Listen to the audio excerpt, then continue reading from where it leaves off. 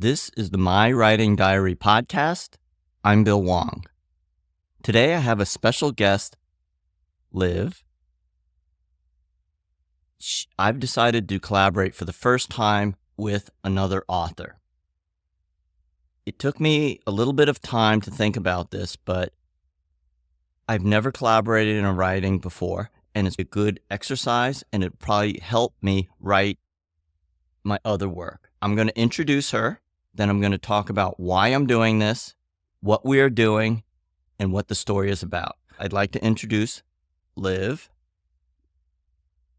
Hello, I have my very own podcast. It's Just Learn with Liv. It's actually Just Learn with Liv, right? Sure, we can do Just that. Learn. Just Liv. Learn. Okay. And we also we recorded a few episodes on Just Learn, and we would like you to listen to So what's the them main too. purpose of Just Live or Just Learn? Just Learn, basically, it's just I like to interview people or even myself, and I can just tell them about people's lives. I mean, we talk about you. We talked about you, and we kind of interviewed you with this story and your new novel. Basically, it's just learning. Like a podcast for learning, new experiences, and beginners. It's an exploration of life where you are the tour guide. Yes. Boom. Is that good or what? All right. Correct. We have a little introduction about Liv. And now, why did you agree to collaborate with me on a short story? Why? I would probably say for multiple reasons, because I really liked and love reading and writing. Normally, when a writer gets into writing, they normally read first. Like just today, I bought 3 books. Boom. Are you kidding? Yeah. Nice. I'm going to read it later or All the 3 next books day. just today. That's fast. Well, I just really like reading. I feel like reading kind of led me to writing. I just personally wrote some short stories on my own, but I never got to finish them because I was too busy. But I feel like by myself, it's not I don't feel too inspired to do it. You mean motivated? Motivated to do it. But with someone else, maybe I can learn new experiences and... So a taskmaster, somebody going, hey, what's going on? What's going on? Right. Someone who's mean? Yeah. No, I'm not going to be mean. All right, this would be okay. You like reading. You would like to become better at writing, and you would like to collaborate with somebody because it'll help you hold your feet to whatever writing goals that you have. Yeah, because I also really like murder mysteries. I like reading them. I like watching them. I basically just like them in general. And I thought, wow, maybe I can write a murder mystery because that's going to be very interesting. So your favorite genre of books is murder mysteries? Yes, and fantasy, but We're not doing a fantasy murder mystery. We're not doing it. Boom. Hey, that's good, right? Yeah, we can do a murder mystery. Right? Fantasy. No, let's do this first. But hey, I could never do either one of those, but we're going to try. We're going to try. It's a new experience. And I think it'll be fun. Most of all, for my why is it's going to be fun. I just want this to be fun, and I think it'll be a good learning experience and a good exercise. And even if it doesn't turn into anything, it could be a precursor for something else that's better. A lot of times you have a lot of garbage. Yeah. And that stuff could morph into something that's good. We have your why. You talked a little bit about your what? The murder mystery. Do you have a little bit more detail, what you're thinking about? Yeah, I'm thinking about something like... Because, of course, Your what? Let me think real quick. Okay. On a podcast, dead silence is not good. Okay, so my what, more detail would probably be the murder mystery at a museum, a murder mystery at a museum, and a man finds a, a dead body in one of the bathroom stalls when he was going to the bathroom. The premise, and there's a difference between a premise and a plot. Seriously. Yes. I don't know the difference, but there is a difference. So you're saying that the premise is a man who's in a museum. He's visiting the museum for what reason? He is, well, we're still thinking about this, but I have great ideas. I think probably he's visiting. I'm thinking he woke up from a nightmare, visiting a nightmare, breaking up with his ex, his controllable ex, maybe Mary Embers. His controllable ex. So his a former girlfriend. Controlling. So his That was girlfriend, right. his That was- former girlfriend, is very controlling individual. Yes. Just okay. Because so he had a nightmare, and they just broke up like a few weeks ago. So he had to break up because she was too controlling. Yeah. I don't know. As writers, we build up the story while we're building up the characters, and as writers, we don't know what's happening next, just like the readers. That's right. I think the really interesting thing about being a writer, or at least being a fiction writer, you are a god or a goddess, that you get to create worlds, characters, and put them in situations. And the one thing that I'm hoping you learn from this is conflict is really interesting. Either an internal conflict or the internal conflict you with yourself of either how you've grown up or what you're doing, and the conflict with other people. And that is the most delicious part of writing. When people get in these sticky situations and they have to try to extricate themselves out in an intelligent way. I love that. It is so fun. And the fact that we're adding an extra layer of a murder mystery, it heightens what's the word I'm thinking of? It heightens the risk and it heightens the stakes. Yeah, it does. Because this person could potentially, if they get caught, and there's death in there, which is really one of the highest stakes that you can have. That's why this might be interesting, but I'm going to need to rely on you to help me because I've never read a murder mystery. Don't worry, because I read multiple, watched multiple. You mean, I got you. I got you. I got you. More on to the what question. Yes. I'm gonna add on. I think the what question would be probably, it's like the level of the age is probably going to be an adult reading book, because personally myself, I feel like when I read murder mysteries, they're very interesting and don't have a lot of detail though. They don't have detail? I would think it would be that I've read at my level, but I never really read. I mean, I read, I think, one murder mystery that was at an adult level, and they had pretty detailed stuff. So I kind of want more detailed so the reader could be like, it's watching the characters kill each other. It's watching them murder them. But, this is something I want to ask you. Today, a lot of TV shows like CSI and Forensic Files, they get into a lot of the science behind examining the death scene or the murder scene. It might be fun, it'll be interesting to learn some of the science behind how forensic scientists examine a murder scene. Do you think that's something, a place you'd want to go? Learning about forensic science, like I was talking about blood splatter patterns and the science of how they examine footprints, and even the size of a footprint, you can have some determination of the general size of a person. And that's true. And also whether they're male or female. So you have an understanding of their size,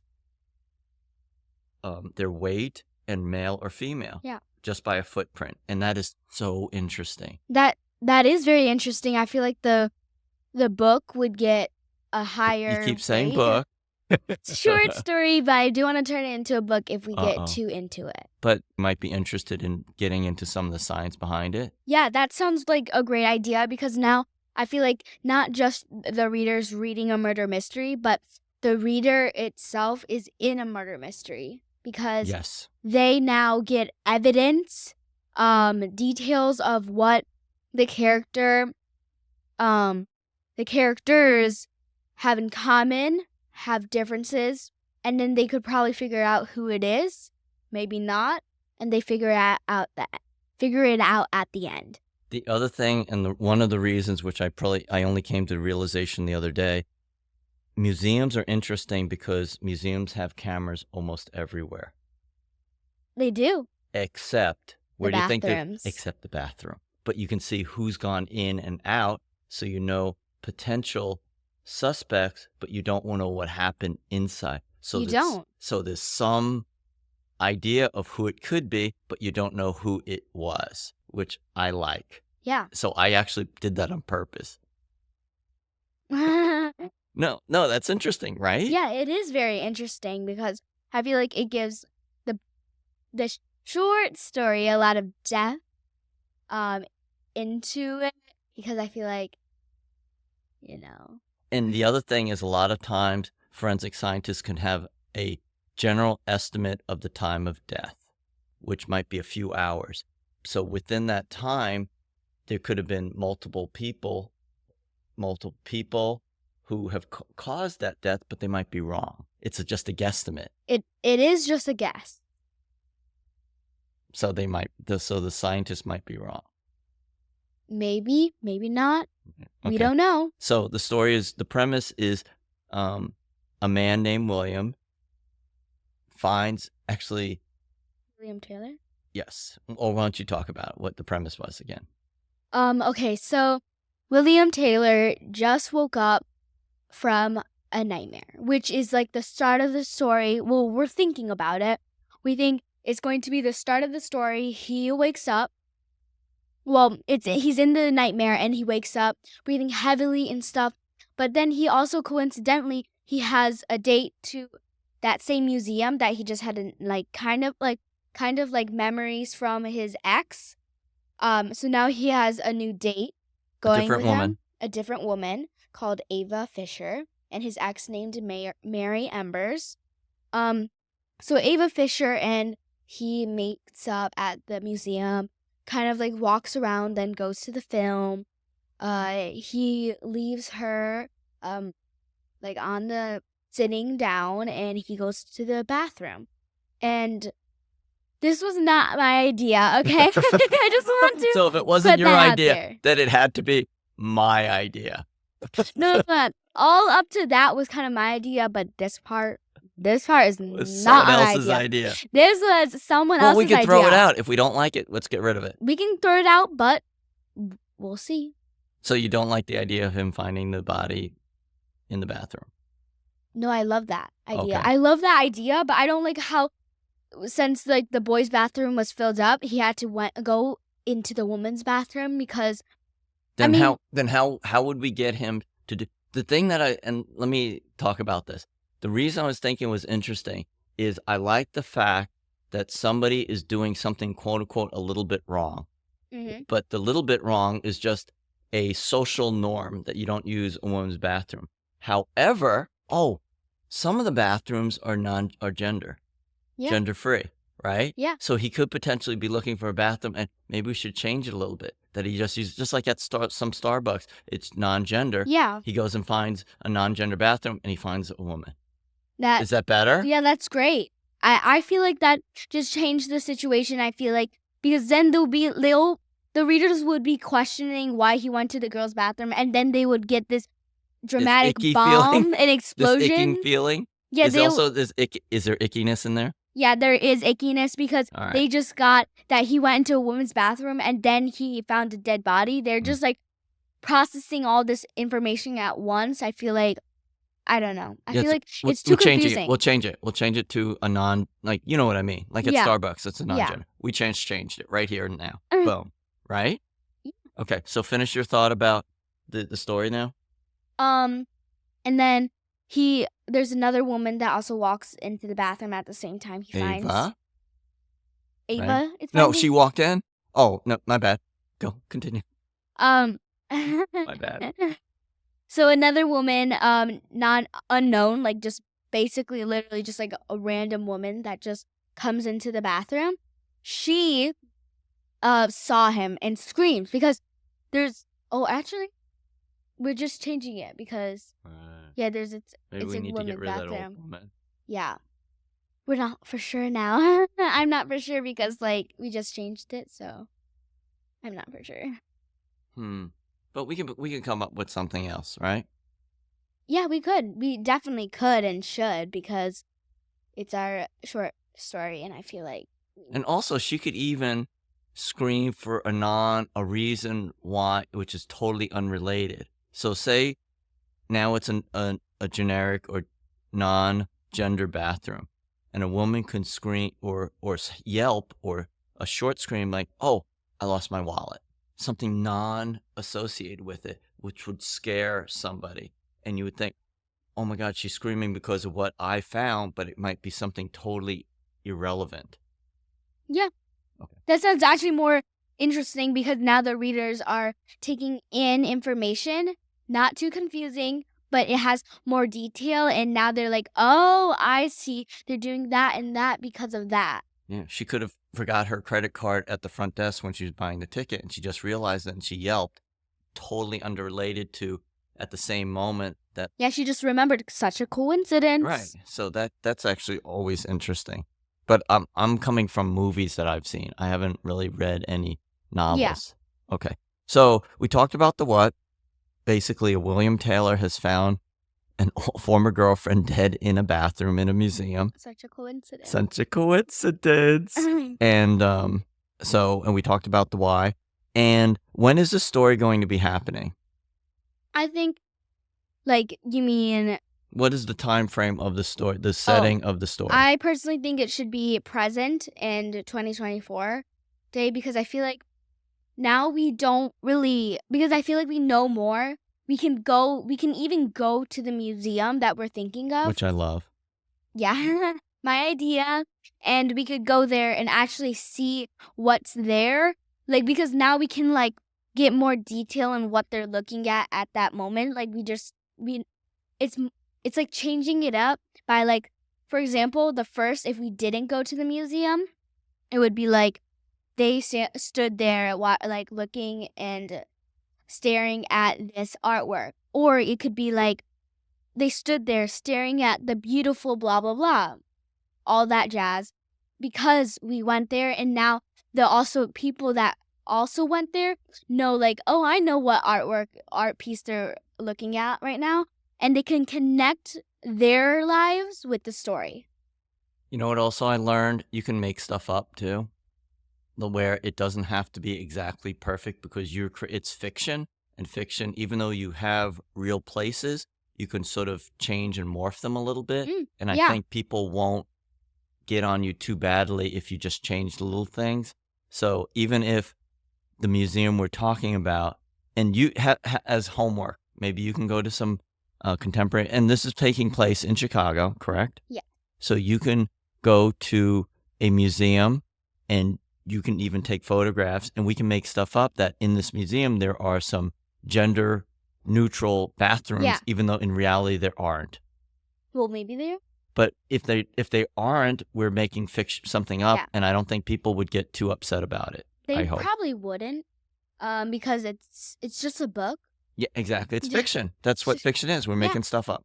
Okay, so also I've read a Script Scratch by Lindsay Curry, and she took places in Chicago that she made it a bit creepy, like it's a ghost story. So I'm thinking about that when you say it like that. Yeah, we don't have to adhere strictly to. It would be nice to have some semblance of reality, but you can make stuff up. Correct. So even if a certain museum that we're deciding to use doesn't have gender-free bathrooms, we can say that they do.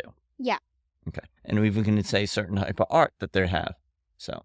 And the other thing that I think, or the other plot line, which I think is very interesting, is William is visiting the museum to celebrate some of the best directors of the 20th century. Yes, And- with a date. I'm sorry, say that again? With a date? Yes, with his date, with Ava, right? And one of the director that's being featured these next couple days is Alfred Hitchcock. And Alfred Hitchcock has used a lot of, or has created movies or directed movies that are dealing with murder and in suspense.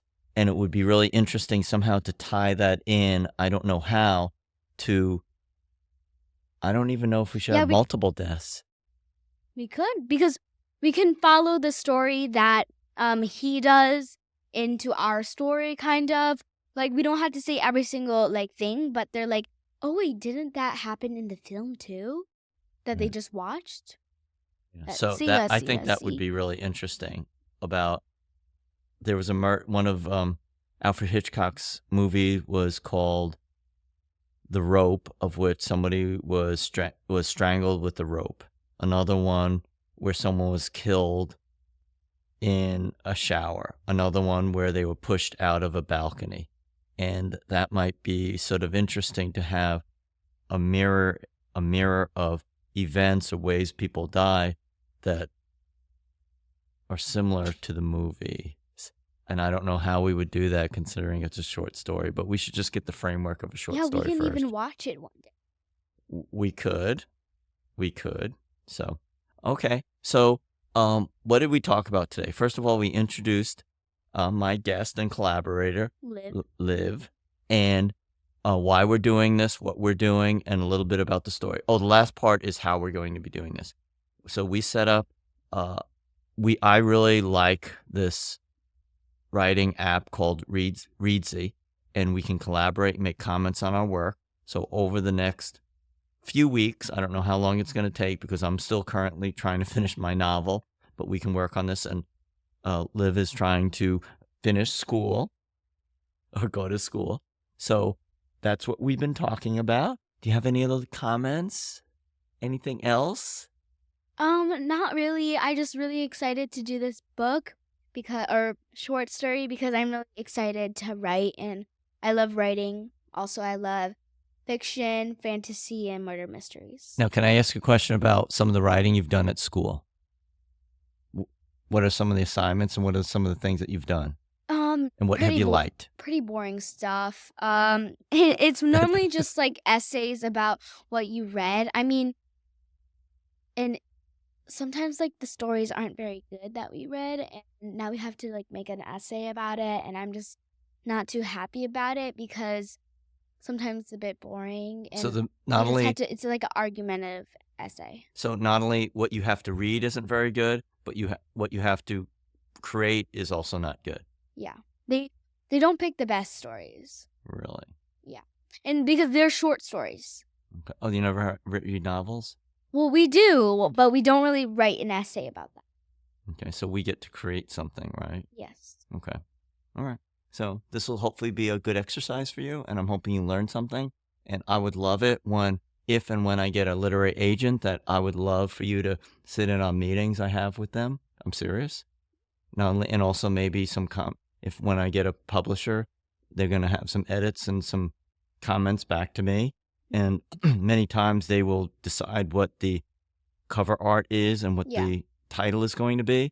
And I'd love for you, if I get to that point, for you just sit in there so you can absorb and see what happens or what doesn't happen. I'm serious. Yeah, that sounds great, but it's just a bit hard because we live in different states. But we can do it Zoom, right? Zoom. Am I right? And we have to get people's permission to do that. Of course, yeah. But if I have a bestseller, I think I can have them do it. Bestseller. You sure about that? You sure about that? No, I didn't say sure. I'm just saying if I could. All right. So this is the My Writing Diary podcast by Bill Wong. We talk with Liv, and we're going to write a short story together. Thank you very much. See you on the other side.